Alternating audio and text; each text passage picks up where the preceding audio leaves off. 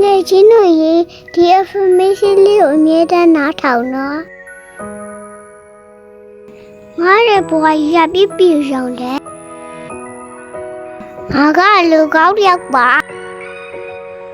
ငါကလောကကြီးအတော်ဝင်တဲ့သူပါ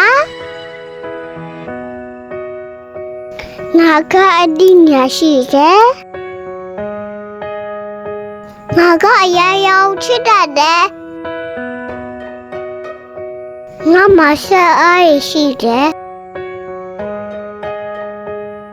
ငါမအာရုံစူးစိုက်မှုရှိတယ်ငါကတန်ဖိုးရှိတယ်ငါမဆွဲလုံးလာရှိတယ်ငါကအောင်ပွဲနဲ့ထိုက်တန်တဲ့သူဖြစ်တယ်မိရဲ့တန်လေးကိုနားထောင် positive energy အမြဲတမ်းရပါစေ